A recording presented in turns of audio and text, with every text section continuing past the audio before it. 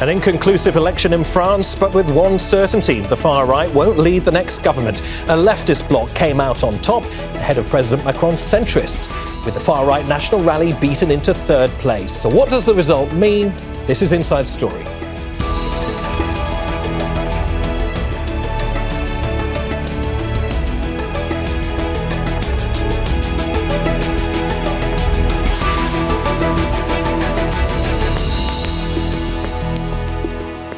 Hello and welcome to the programme. I'm Neave Barker. So we know the result of France's snap parliamentary election, but what it means politically will take weeks, if not months, to emerge. The leftist bloc won the most votes but can't form a government alone. Neither can Macron's centrists, who beat the far right but lost to the left, weakening Macron's standing. And the far right won't be leading any government, tumbling from top in the European elections of just a month ago to third. Whether Macron's calling a snap election after the result was shrewd strategy or a reckless move depends on what side of the political fence you sit on, and to a large extent, what happens next. A hung parliament will mean difficult negotiations to form the next government. But what does the vote mean for France, President Macron and Europe? We'll put that to our guests very shortly, but first this report by Kulsum Sharif. A shock result with an uncertain political situation in France. Voters have delivered a win for the left and a major setback for the far right. The leftist New Popular Front alliance has won the most seats in the second round of the snap election. But with 182 seats, it's still short of an absolute majority. For now, the camp is relieved to have blocked the surge of the far right. The National Rally is far from having the absolute majority that commentators had predicted scarcely a week ago. In fact, it's totally the opposite. It's an immense relief for an overwhelming majority of people in our country. Those who make up the new France, as well as those who've always loved the country with a Republican passion. President Emmanuel Macron's centrist Ensemble alliance came second with 168 seats, with the far right trailing in third position with 143 seats. It's a stunning defeat for the National Rally, which made huge gains in the first round of parliamentary elections held last month. Party leader Jordan Bardella blamed the loss on the hastily formed left coalition that upended its potential victory. Unfortunately, the alliance of dishonour and the dangerous electoral arrangements made by Emmanuel Macron with the far-left formations are tonight depriving the French people of a policy of recovery that they nonetheless overwhelmingly sided for by putting us in the lead in the European elections and then last Sunday. The result is also a setback for President Emmanuel Macron. He called the surprise election last month after a crushing far-right victory in European elections. Macron has asked Gabriel Attal to stay on as Prime Minister after he offered to resign. From the start of this campaign, I've been alerted of three risks: the risk of an absolute majority dominated by the far left, the risk of an absolute majority dominated by the far right, and the risk of disappearance for the movement that represents our ideas and our values. Today, these three risks have been eliminated by the French. With no clear winner, France is facing a potential political deadlock. A weakened Macron, left with more than 3 years in his term, will now have to seek alliances. Despite the uncertainty, many are celebrating as voters block the far right from coming to power yet again. I was in the metro as we waited for the results. It was crazy. Everybody was overjoyed and there were hoorays. It was great. So we're happy. France is not racist. La démocratie a parlé. Despite the defeat, the far right has won the highest number of votes in its history, giving the party's main force, Marine Le Pen, hope, as she's expected to contest the 2027 presidential election. Kulsum Sharif, Al Jazeera, for Inside Story. OK, let's take a closer look at the results then. The left won 182 seats, not even close to the 289 seats needed to control the National Assembly. President Emmanuel Macron's centrist Ensemble alliance came second with 168 seats. With 3 years left in his term, Macron will now have to form alliances to run the country. And the far-right National Rally, which did well in the first round, came in third with 143 seats, and the Republicans have finished fourth with 45 seats.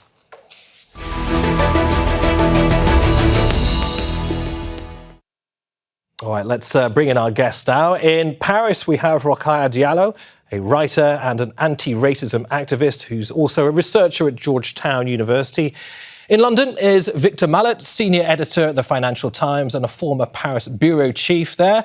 And in Brussels, we're joined by Suzanne Lynch, global Playbook author and associate editor at Politico. A very warm welcome to all three of you. Welcome to Inside Story. Suzanne, I wonder if I can start with you. We appear to be entering a period of political uncertainty, instability, paralysis even, following the results of this election. We have three distinct blocs, the far left, the centrists and the far right, and the possibility that the president and the potential government will be from two different parties. So what now for France? Big question to start with.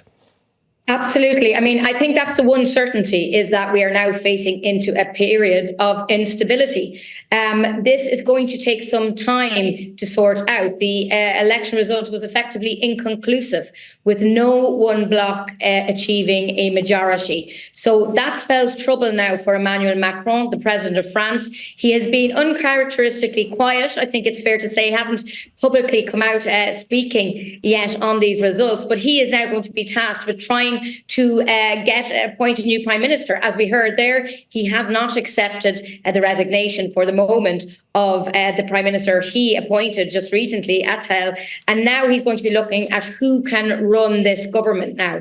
And the far left and the left group in particular together are arguing that they should have first dibs at that. But Macron's people are also making the point that, you know, nothing can happen without them also. So look, a very much uncertain period ahead, particularly at a time when, you know, the summer is setting in here. I'm coming to you from Brussels. We've just had elections here. There's a moment of change happening anyway in Europe. So the fact that this is now adding this uncertainty is very unsettling. And Victor, of course, those elections in Brussels were the moment where the starting pistol was fired. I mean, Macron didn't have to call this election, did he? But he did so in the end after the far right gained very well in those European elections. I mean, how much political capital has Macron lost from doing this? Well, a bit, I suppose. But I think the results show that they weren't as bad as expected. And I think we can perhaps see that Macron was not quite as stupid in doing this as a lot of his critics said. The parliament was already essentially a hung parliament because his party, his group did not have a majority. And he was therefore in great difficulty with getting legislation passed and had to do a lot of things by decree. So in a sense, the calling of an election was inevitable anyway at some point. I think that, the surprise was that he did it so quickly. And the outcome, in a sense, justifies his attempt, which was that, we knew it would be bad for him, but it's not as bad as it was predicted initially. So, he's still in the game. And as one of your other speakers was saying there, he's still his party group, his allies are still going to be necessary for the formation of any government or of any group that will support a prime ministerial program. Of course, Rokhaya, this matters more in France than where our other speakers are speaking to us from. The National Rally may have come third, but either way, they're going to play an important role in French politics going forward, whether people like it or not. I mean, there were scenes, as you know, of jubilation in central Paris on the Place de la République after the early results came out. How do you and other people in France read these results? Of course, the first reaction was a relief because we were facing the danger of the far right, which is known for being historically a racist, and sexist party, which, history is ingrained with anti-Semitism and colonialism. So, of course, for people of color, for LGBTQIA, for women, it's a relief not to have to deal with the policies that they were intending to vote. But at the same time, I think it's important to temper the joy because if we count the number of votes, the far right is still the first party. They did get the most votes compared to the other parties, and they increased the number of MPs from 88 to 153, which is, an increase of 58%. So that means that they will have more influence on the National Assembly. And then, just having it, because in 2017 there were only 8, and coming from 8 to 80, 89, 88, they gained much influence. Like, for example, the immigration bill that was voted in December and pushed by Macron had to include the demands of the far right to be voted. And that bill was claimed by Marine Le Pen, the leader of the National Rally, as a victory. So that means that they have managed to make the racism, the xenophobia, mainstream. And I think that it's a very serious concern that we have to have, because now, in 2022, 4 million people voted for the far right. Now there are way more. So that means that racism is much more appealing to a largest number of French citizens than it used to be. So I think it's just some more time that we have won to make sure that we need to defeat that party. But it's not a full victory, according to me. Right. Victor, following on from what we've just heard Rokhaya say there about this normalisation of the far right, I mean, there have, of course, been attempts to look to perhaps Italy or Hungary for inspiration when it comes to mainstreaming far right policies and politics. It doesn't seem to entirely paid off, though. No, I think Rokhaya is absolutely right. We mustn't discount the far right. They've never been stronger in the French political system than they are today. And I still think Marine Le Pen has a very good chance of winning the 2027 presidential election based on these results. As Rokhaya said, they got the most votes. In fact, I think the percentage of the vote in the second round was something like 37%, which is more than Keir Starmer got in his massive victory for Labour in the recent British election.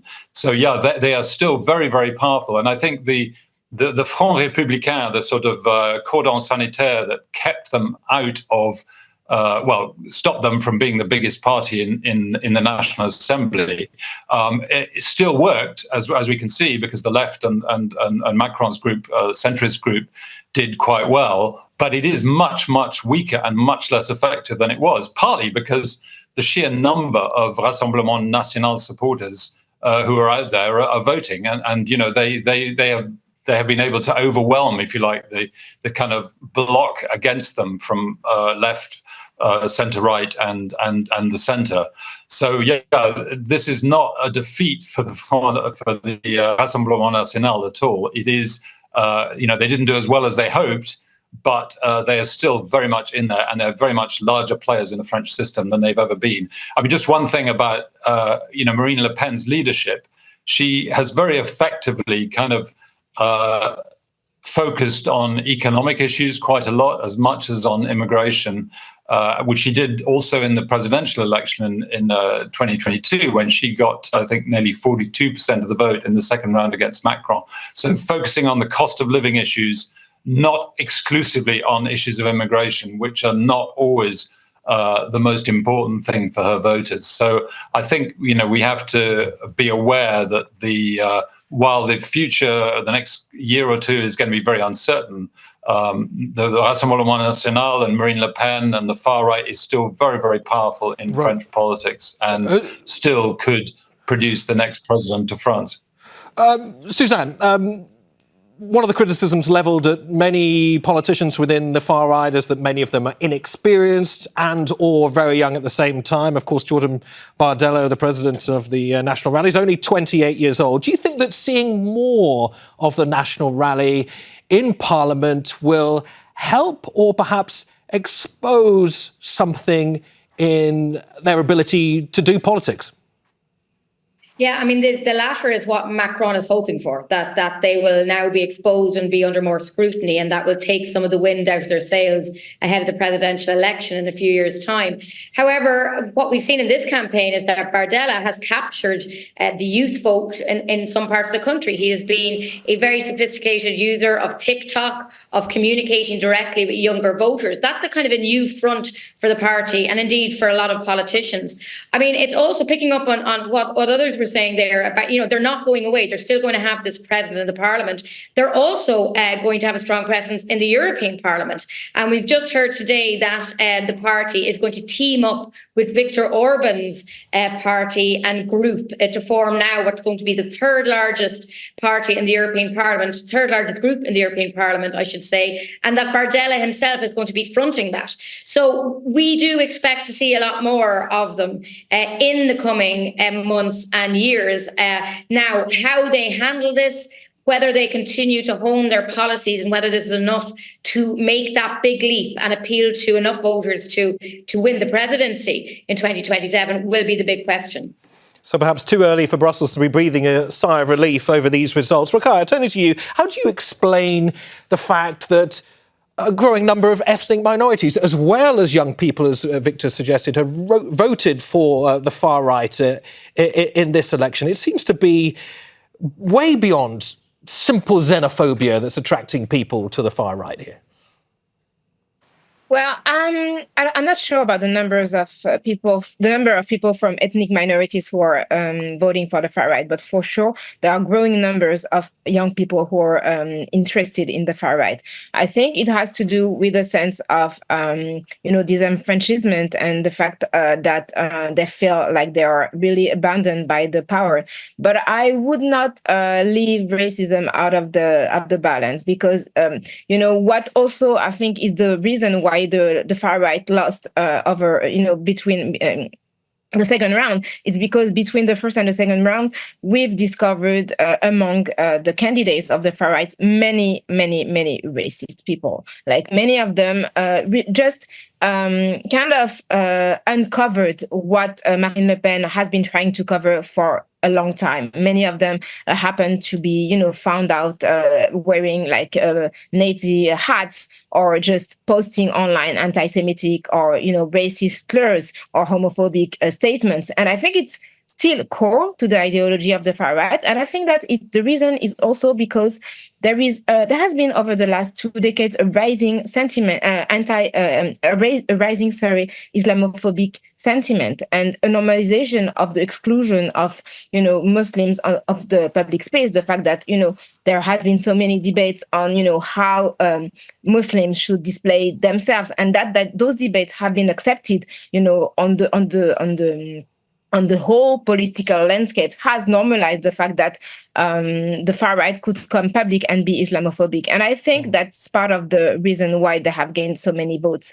And I also want to add on what was just said, the fact that many of the candidates just appear to be unprepared and, not really ready to face the possibility of ruling a country. Because, when they have been interviewed, and I really want to congratulate the local radio stations and TV channels for, working and uncovering the fact that many of the candidates were not really able to answer questions regarding, how they would rule the country. So, Victor, as Rokhaya has just said there, inexperience, one part of the story, but also some were quite clearly hiding very crude racist instincts that have been very hard to hide in the course of this election, and that's what's put a huge number of people off, panicked in some ways, many people as well. Hence the high turnout, of course. Yeah, I think that's right. I mean, there are sort of curious parallels here with the United States, where you have a sort of, a party that, a group of people, a presidential candidate who's been accused of being a white racist, who is getting support from a lot of Latino Americans and Black Americans. This is a very sort of curious situation. But yeah, there's no doubt that Marine Le Pen has partly detoxified the party, and obviously hasn't gone all the way. I think one of the interesting things is when you look back at her father, Jean-Marie Le Pen, who was openly anti-Semitic. She has moved away from that and is now getting quite a lot of support from right-wing Jewish voters in France, who are sort of attracted by, I think, in part by the RN, the Rassemblement National's anti-Islamic point of view. So you have a sort of curious mixture where you've got some ethnic minority groups are actually, going for the RN. But yes, it is true that there are, very basic types out there who are sort of openly racist and unable to even speak diplomatically in public about the things in which they believe, and especially since all the parties had to gather a whole bunch of new candidates very quickly when Macron called the election so suddenly. Suzanne, I want to talk about the Left New Popular Front, because both the far right and the far left have both talked about undoing Macron policies, particularly around the very unpopular pension reforms, the raising of the retirement age. Is this apparent surge to the left simply another form of populism? Well, it is interesting that the extremes, if you like, have done well in this election if you add it up.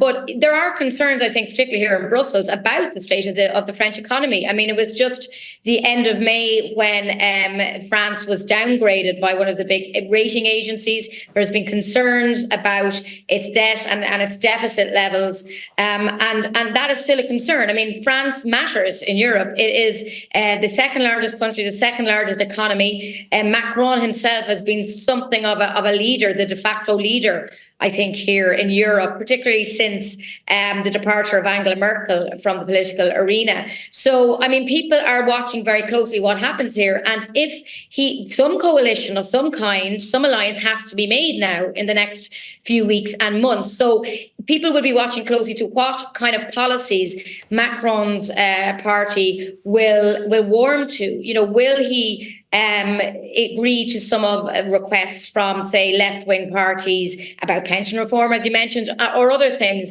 and how that's going to impact the state of the French economy. So what happens here and what kind of alliance emerges from these talks that are going to start is crucial. And what it means, I think, for France's economy is a really important strand of that.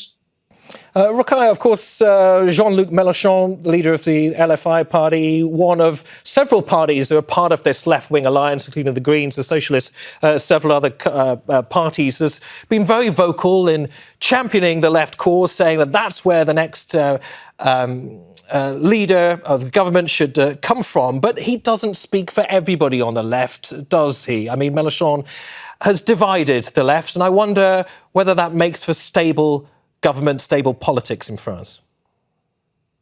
Of course, they still have some divisions and oppositions within the left, but I think it's important to underline how spectacular the fact that the coalition was built in 24 hours is, because before, weeks before, nobody could have predicted that the left could come together and build a coalition in order to defeat the far right. And I think it's also important to remind that the reason why there are so many MPs who were elected from the presidential party is because the left was very good in withdrawing the candidates when they were facing both the far right and the presidential party, and more MPs, more candidates from the left respected actually that rule of withdrawing themselves in order to make sure that the far right would be defeated, even if it was in favor of the presidential party, than the other way around.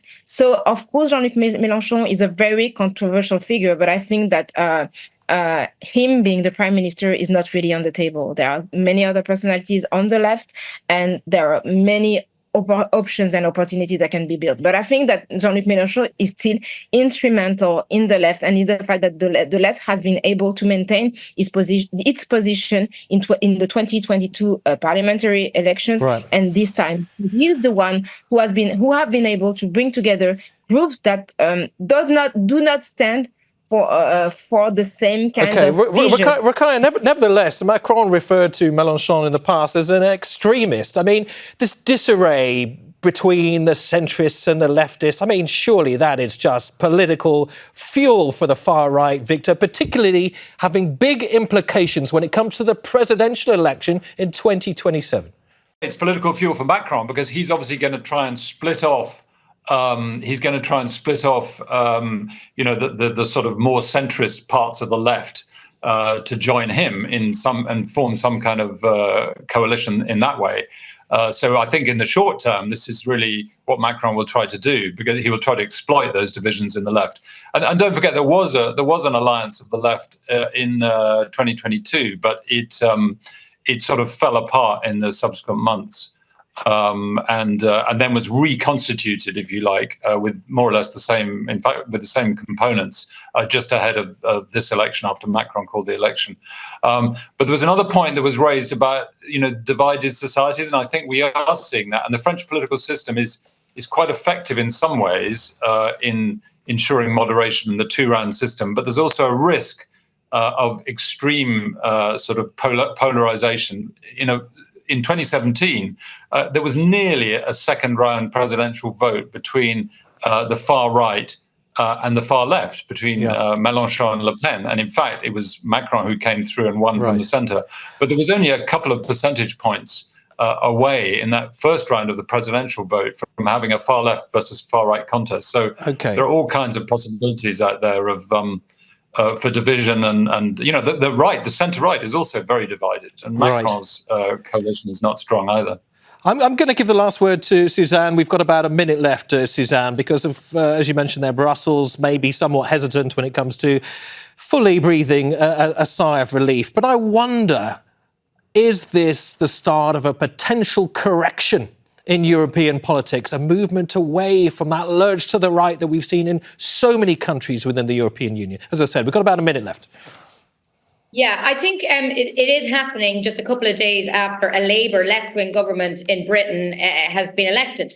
So we've got two of the biggest countries in Europe now where there has been kind of a move away from the right, even though, as we've discussed, it's a bit more complex than that. But ultimately, the centre did hold in some way in France. So there is a sigh of relief there. Now, obviously, the French system is particular. It had the 2 rounds of voting. And a lot of people are looking at this going, maybe we should adopt this in our own countries. But that has been significant. But yes, I mean, the EU is still reading from the European Parliament election results where we saw that lurch to the right. This is seen as somewhat of a break on that. But as I say, we still can't ignore the fact that there are a greater number of hard right MEPs, particularly in the European Parliament. That's going to matter now in the next 5 years as this new European Commission begins its work. And where France goes now politically and what kind of policies this government decides ultimately to adopt will have an impact here in Brussels. Because as I say, France, second biggest country, has a huge role to play in Europe, and what it decides matters. Look, it's been a pleasure to speak to all three of you. Absolutely fascinating discussion. A very turbulent time, potentially, in French politics. Weeks away from the Olympics there, of course. What that will mean, who knows? But Suzanne, Lynch, Rokhaya, Diallo, Victor, Mallet, great to have you on Inside Story. Thank you.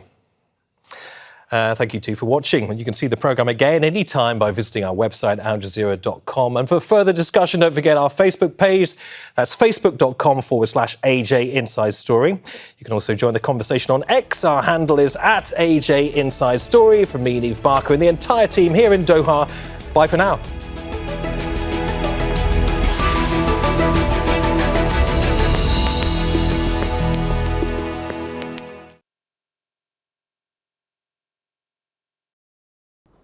Make sure to subscribe to our channel to get the latest news from Al Jazeera.